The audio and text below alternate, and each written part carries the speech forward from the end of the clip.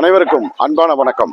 மைத்தமிழுக்காக நான் உங்கள் சக்திவேல். இன்னைக்கு நம்ம வந்திருக்கிற இடம் திருச்சி மாவட்டம், கரூர் மாவட்டத்துக்கு இணைக்கக்கூடிய இடத்துல இருக்கிற ஐயர் மலை. இந்த மலைக்கு மிகப்பெரிய ஒரு வரலாறு இருக்கு. ஆரம்பத்தில் ஒரு ஐயர் மலை கிடையாது, இது சிவாலய மலை. அதன் பிறகு பஞ்சபாண்டவர்கள் வந்ததால ஐவர் மலைன்னு பேர் வந்துச்சு. காலப்போக்குல மாறி ஐயர் மலை ஆயிடுச்சு. மிகப்பெரிய அதிசய ஆட்சி குகைகள், கன்னிமாருடைய சிலைகள், இப்ப கும்பாபிஷேக வேலைப்பாடுகள் நடந்துட்டு இருக்கு. இதுக்கு ரெண்டு வழி இருக்கு. ஒண்ணு படியில ஏறணும், இன்னொன்னு ரோப் கார் போகுது. அந்த ரோப் கார் வழியாகவும் போகலாம். இன்னைக்கு அந்த கோயிலுடைய அதிசயத்தை போல காமிக்க போறோம், வாங்க பார்க்கலாம். படி ஏற தொடங்கிட்டோம். 2000 படிக்கு மேல இருக்குங்கிறாங்க. கிட்டத்தட்ட பழனிமலையோட மாதிரி மூளை வந்தோடனே முதல் சாமியாக கம்பந்தடியான் சுவாமி சன்னதின்னு ஒண்ணு இருக்கு. அதுல சிவன் வடிவத்தை வச்சிருக்காங்க. அதுல பூஜை நடந்துட்டு இருக்கு. இங்க மேல ஏறி பாதி தூரம் வந்தோடனையும் ஒரு பாறை இருக்கு. அந்த பாறைக்கு மேல ஒரு விநாயகர் கோயில் இருக்கு. எப்படி அவ்வளவு தூரத்துல போய் கட்டினாங்கன்னு தெரியல. கீழேயே ஒரு கோயில் ஒண்ணு இருக்கு. அது என்ன கோயில்னு பார்த்தரலாம்.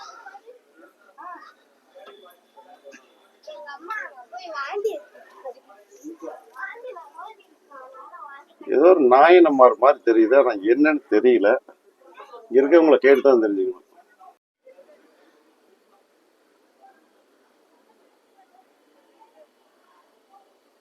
உள்ளுக்குள்ள வந்து படி ஏறி வந்தோடனே அந்த சித்தர் பாறை ஒன்று இருக்கு, அங்க சொல்லியிருக்கு. அது போல தானோம்னா இங்க வலம்புரி விநாயகர். இந்த விநாயகர்ல இங்க பாருங்க, இந்த கால் பாதங்களை வந்து வரைஞ்சு வைக்கிறாங்க.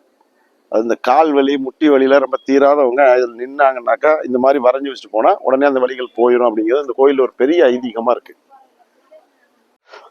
2000 படிங்கிறாங்க. நெட்டு குத்துலாம் இருக்குது. ஏறுறதுக்கு ரொம்ப சிரமமா இருக்கு. இருந்தாலும் பக்தர்கள்லாம் ஏறுறாங்க.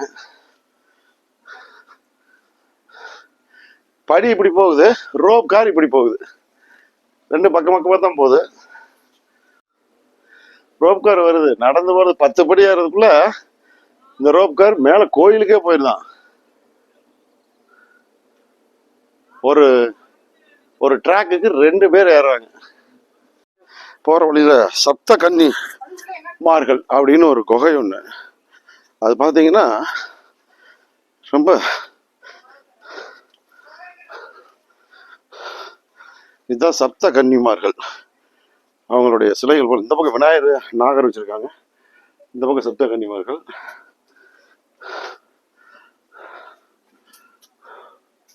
உள்ள அந்த பாறையோட இருக்குது இதெல்லாம் வச்சிருக்காங்க. இந்த பாறையெல்லாம் இது பாரு, ஒரே பாறை கிட்டத்தட்ட வந்து 100 அடி மேல இருக்கு, 200 அடி இருக்க மாட்டேங்குது. ஒரே பாறை அப்படியே நிக்குது கன்னிமார்கள் தான். இது போற வழியில நிறைய இருக்குது, அதுல இது ஒண்ணு.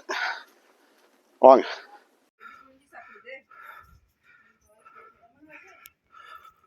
கஷ்டப்பட்டு மேலே வந்தாச்சு. மேலே வந்தோடனே முன்னாடி ஒரு அம்மன் சன்னதி ஏதோ வேலை செஞ்சுட்டு இருக்காங்க, அதனால போட்டுறாங்க. அப்புறம் அப்படியே சுற்றி வந்தோம்னா இந்த பக்கம் நந்தி மண்டபம் இருக்கு. கோயிலில் அதிகப்படியான கல்வெட்டுகள் பார்க்க முடியுது. இது பூரா பார்த்தீங்கன்னா கல்வெட்டு தான். ஆனால் இந்த எழுத்து நம்மளுக்கு புரிய மாட்டுது. தமிழா சமஸ்கிருதா எதுவுமே தெரியல. நிறைய வேலைகள் நடந்துட்டு வந்துட்டு இருக்கு. கோயில் திருப்பணி ஃபுல்லா நடந்துட்டு இருக்கு. ஏன்னா மாசி மாதம் கும்பாபிஷேகம் வைக்கிறாங்களாம். அதனால அந்த கோயில் பூரா வேலை நடந்துட்டு. ஓகே, இது எல்லாமே பாறை. அந்த பாறைக்கு பக்கத்து பாருங்க, இந்த பாறைக்கு சென்டர்ல இப்ப பில்டிங்கை கட்டி செட் பண்றாங்க. இதை பூரா அப்படியே மண்டப தூண்களா பண்ணிடுறாங்க.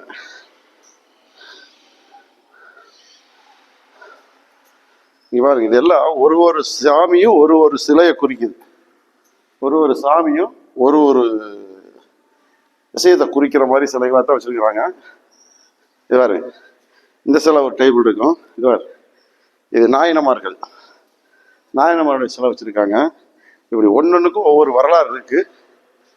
இந்த பக்கம் இருந்தா இதெல்லாம் அந்த பாறையோட சேர்த்து கட்டி அப்படியே கோயில் பண்ணிட்டாங்க. பாருங்க, மேல பூராமே அந்த நாயனமார்கள், அந்த டோட்டல் தெய்வங்களுடைய வரலாறு பூரா மேலே படிச்சு வச்சிருக்காங்க. மிகப்பெரிய ஒரு அதிசய கோயில் இது. பூராமே பாறையா இருக்கு.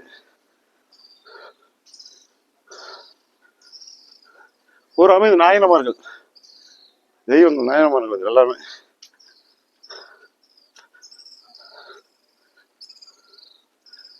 இந்த இடத்துல இந்த பாறையை கட்டினாங்களா இல்ல இந்த பாறை மேல இதை கட்டியிருக்காங்களானே தெரியல. மிக பிரம்மாண்டமான ஒரு கோட்டை அரண்மனை மாதிரி இருக்குது. அப்படியே அதை கட்டியிருக்கிறத பார்த்தா நம்ம இந்த செஞ்சி கோட்டை, சங்ககிரி கோட்டையெல்லாம் இருக்கும் இல்லையா, அந்த மாதிரி கோட்டை அரண்மனை மாதிரியே கட்டியிருக்காங்க. பெரிய லெவல். சாமி வணக்கம். இப்போ ரத்னகிரீஸ்வரர், ஐயர் மலை, சரி, 2 பேரா இருக்கு. ஆனா இங்க முருகப்பெருமாள் இருக்காரு. சரி, வசதிகள் இருக்கு. இந்த ஐயர் மலைங்கிறடைய வரலாறு என்ன சொல்லுங்க? ஐயர் மலை அப்படிங்கிறது பார்த்தீங்கன்னா, இதுக்கு முன்னாடி பேர் வந்து ஊரோட பேரே பார்த்தீங்கன்னா சிவாய மலை அப்படிங்கிறதான் பேர். இது ஐயர் மலைன்னு எப்படி ஆச்சு அப்படின்னு பார்த்தீங்கன்னா வந்து, இந்த பாண்டவர்கள் வந்து இங்கே மலையில வந்து தங்கியிருக்காங்க. இந்த பஞ்சபாண்டவர் இந்த வனவாசம் இருந்தாங்க இல்லையா, அந்த டயத்தில் சில காலங்கள் வந்து இந்த மலையில வந்து தங்கியிருக்காங்க. கீழே எல்லாம் பார்த்தீங்கன்னா பஞ்சபாண்டவர் குகை, பஞ்சபாண்டவர் படுக்கைன்னா அந்த பாறைகளுக்கு நடுவில் இருக்கு. அந்த ஐவர் மலை அவங்க வந்து தங்கிட்டு போனதுனால ஐவர் மலை அப்படின்னு இருந்தது வந்து அப்படியே மருவி ஐயர் மலை அப்படின்னு மாறி இருக்கு. தவிர அதுதான் காரணம். ஐவர் மலைங்கிறது ஐயர் மலை அப்படின்னு மருவி. பழனிக்கு பக்கத்துல வந்து ஐயர் மலை ஐவர் மலையா மாறின ஒரு மலை கூட அங்க ஒண்ணு இருக்கு இல்லையா, அது இது ஏதாவது குறிக்குமா? இல்ல இல்ல இல்ல இல்ல, இது வந்து அந்த ஐவர் மலைங்கிறது மருவி தான் வந்து ஐயர் மலைன்னு மாறி இருக்கு. ஆனா இதோட மலையோட பேரே பாத்தீங்கன்னா சிவாய மலைன்னு தான் சொல்லுவாங்க. இனிமே பெரும்பாலத்துல கொஞ்சம் பழைய ஆளுங்கள்லாம் பாத்தீங்கன்னா சிவாய மலை அப்படின்னு சொன்னாதான் வந்து அவங்களுக்கு தெரியும். அவங்க பழக்கத்துல அப்படிதான். சரி, இந்த சிவனுடைய சிறப்பு சொன்னேன். சிவனுடைய சிறப்பு அம்சம் என்னன்னு பார்த்தீங்கன்னா, இவர் வந்து வடக்கு பார்த்த சுயம்புமூர்த்தி. உங்களுக்கு தாய்மானவர் வந்து பார்த்தீங்கன்னா கிழக்கு பார்த்து இருந்தவர் வந்து ஒரு பக்தனுடைய தரிசனத்துக்கோசரம் வந்து வடக்கு முகமாக வந்து திரும்பி மேற்கு முகமாக திரும்பி இருக்காரு. இவர் சுயம்புவாவே வந்து சுவாமி வந்து மேற்கு பார்த்த மூர்த்தி அவர். இன்னொன்று என்ன சிறப்பு அப்படின்னு பார்த்தீங்கன்னா வந்து, உங்களுக்கு எல்லா கோயிலையும் பார்த்தீங்கன்னா அந்தந்த கோயிலுக்குன்னு சில தீர்த்தங்கள் இருக்கும், இல்லைன்னா கோயிலுக்குள்ளேயே கிணறு இருக்கும். அந்த கிணறுலேருந்து தான் வந்து சுவாமிக்கு அபிஷேகத்து பூஜைகளுக்கெல்லாம் வந்து தண்ணி வந்து பயன்படுத்துவாங்க. இங்கே மட்டும் எப்படி அப்படின்னு பார்த்தீங்கன்னா, குளித்தலையில் வந்து காவேரி ஆறு ஓடுது இல்லையா, அங்கேருந்து தீர்த்தத்தை தலையில் வந்து குடத்தில் எடுத்துகிட்டு வந்து 8 கிலோமீட்டர் வந்து நடந்து வந்து 1017 படி மேலே ஏறி வந்து அந்த தீர்த்தத்தில் தான் வந்து சுவாமிக்கு வந்து இன்ன வரைக்கும் வந்து அபிஷேகம் நடந்துட்டு இருக்குங்க. இது இந்த தீர்த்தம் கொண்டு வந்து அபிஷேகம் பண்றது, குளித்தலை காவேரி ஆத்துல இருந்து கொண்டு வர்றது, இது தினந்தோறும் வருவாங்க? தினந்தோறும் வரும். தினந்தோறும் வந்து உள்ள வந்து பார்த்தீங்கன்னா கொப்பரை இருக்கு, ஒரு சுவாமிக்கு தீர்த்தம் ஊற்றி வைக்கிற கொப்பரைன்னு நாங்கள் கொண்டு வந்து அதில் வந்து ஸ்டோர் பண்ணி வச்சுப்போம். ஸ்டோர் பண்ணி வச்சு அதை நாங்கள் வந்து பூஜைக்கு பயன்படுத்திப்போம். ஆனால் மொத்தத்தில் காவேரி நீரால தான்.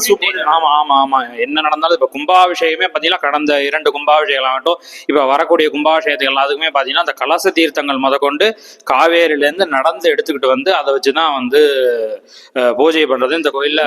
சிவன் கோயில்னால இந்த அதிசயம் நடந்திருக்கு, இந்த வேண்டுதல் நடந்திருக்கு, இந்த காரியங்கள் இங்க வந்து கும்பிடா நடக்கும்னு சில எல்லா கோயில்களுமே இருக்கும். அந்த மாதிரி 1-2 நம்ம சிவன் கோயில். இந்த கோயில்ல பாத்தீங்கன்னா இப்ப வந்து உதாரணத்துக்கு பாத்தீங்கன்னா, இந்த ஊர்ல வந்து ஒரு காவல் தெய்வம் வைரப்பெருமான்னு ஒரு காவல் தெய்வம் இருக்குங்க. அவருடைய தான் முதல் உதாரணமே. ஏன்னா வந்து அவர் வந்து சுவாமியோட பக்தர். அவர் வந்து பாத்தீங்கன்னா அவருடைய தங்கைக்கு வந்து ரொம்ப நாள் கழிச்சு வந்து அவங்க மாசமா இருக்காங்க. அதனால அவர் வந்து சுவாமிகிட்ட ஒரு வேண்டுதல் வைக்கிறார், நல்லபடியா ரொம்ப நாள் கழிச்சு என் தங்கைக்கு குழந்தை உருவாகிருக்கு, அதனால இந்த குழந்தை வந்து நல்லபடியா பிறந்ததுன்னா நான் என்னோட தலையவே வந்து உனக்கு வந்து இது பண்றேன் நான் அப்படிங்கிற மாதிரி அவர் வந்து இது பண்ற வேண்டுதல் வைக்கிறார். அதே மாதிரி வந்து குழந்தை நல்லபடியா பிறந்துருது. சுவாமி எப்பயுமே எல்லாருமே சோதனை தானே பண்ணி பார்ப்பாரு. அவரும் வந்து இவர் என்னதான் பண்றாரு, வேண்டுதல் நிறைவேற்றுறாரா என்னன்னு பார்ப்போம் அப்படின்னு வந்து பாக்குறாரு. அவர் வந்து பாத்தீங்கன்னா தன்னுடைய கத்திய எடுத்து தன்னுடைய தலையை வந்து அறுக்க போறப்ப சுவாமி வந்து காட்சி கொடுத்து நிப்பாட்டி அவருக்கு அருள் பண்ணி, நான் வந்து அவனுடைய பக்தியை சோதிக்கிறதுக்கு தான் நான் வந்து உன்னை இது பண்ணேன், நீ ரொம்ப உண்மையா இருந்த நீனு, அதனால வந்து அன்னிலேருந்து வந்து உனக்கு இந்த கோயிலில் வந்து முதல் மரியாதை வந்து உனக்கு தான் அப்படின்னு பார்த்தீங்கன்னா. மற்ற கோயிலெல்லாம் பார்த்தீங்கன்னா இந்த கற்பூர தீபாவளி பண்ணால் எல்லாம் பக்தர்களுக்கு தான் காமிப்பாங்க. இங்கே எப்படின்னு பார்த்தீங்கன்னா, கற்பூர ஆரத்தி பண்ணோடனே பார்த்தா நிறைய பேர் நினைப்பாங்க, என்னடா தீபாவளி பண்ணிட்டு வாங்கிட்டு வெளியில் போகிறாங்களே அப்படின்னு பார்த்தா, நேராக எடுத்து போய் இங்கே வெளியில் வந்து வைரப்பெருமாள் சேர்ந்து முதல்ல அவருக்கு தான் காமிப்பாங்க. அதுவே வந்து ஒரு பெரியவர் நினைச்சு என்ன நினைச்சு நம்ம பிரார்த்தனை வச்சாலும் அதை வந்து நிறைவேற்றி கொடுக்கக்கூடிய ஒரு வேண்டுதலை வைக்கிற பக்தர்களை சோதிச்சு பார்க்கிற சிவன் தான் இது. கண்டிப்பா கண்டிப்பா கண்டிப்பா கண்டிப்பா வேண்டுதலையும் நிறைவேற்றுவார். ஆனா வேண்டுதலையும் கண்டிப்பா முறையில நிறைவேற்றுவாரு. நிறைய பேர் வந்து குடிபாட்டு மக்கள் நிறைய பேர் இருக்காங்க. நிறைய பேர் வேண்டுதல் வச்சு எல்லாருக்கும் குழந்தை பிறக்காதவங்க எல்லாம் வேண்டிட்டு போனா குழந்தை பிறகு நான் வந்து உன்னுடைய தேர்ல வந்து மணி கட்டுறேன், என்னுடைய வம்சத்துக்கு வந்து ஒரு பேசுற மணியை நீ கொடுத்தீங்கன்னா நான் வந்து உனக்கு வந்து மணி கட்டுறேன் அப்படின்னு வேண்டிட்டு போவாங்க. உடனே வந்து குழந்தை கிடைச்சிடும். கல்யாணம் ஆகாம இருக்கிறவங்க வந்து வேண்டிட்டு போனாங்கன்னா நாங்கள் வந்து தம்பதியா வந்து உனக்கு வேண்டுதல் வச்சுட்டு போறேன், நான் அடுத்த தடவை உன்னை பார்க்க வரப்ப நாங்கள் தம்பதியா தான் வரணும் அப்படின்னு வேண்டுதல் வச்சுட்டு போவாங்க. அடுத்த தடவை வரப்ப தம்பதியாக தான் வருவாங்க. கண்டிப்பா நிறைய பேருக்கு இந்த மாதிரியான இதெல்லாம் வந்து நிறைவேறி. நன்றி சார். வணக்கம். ஒரு வழியா இந்த சிவனாலயத்தை சுற்றி பார்த்துட்டு எல்லாமே பயனுள்ள நிகழ்ச்சியை பூரா காமிச்சோம். இது உங்களுக்கு ஒரு பயனுள்ள வீடியோவாக இருக்கும். மீண்டும் அடுத்த ஒரு வீடியோவில் சந்திக்கிறவங்களே. நன்றி, வணக்கம்.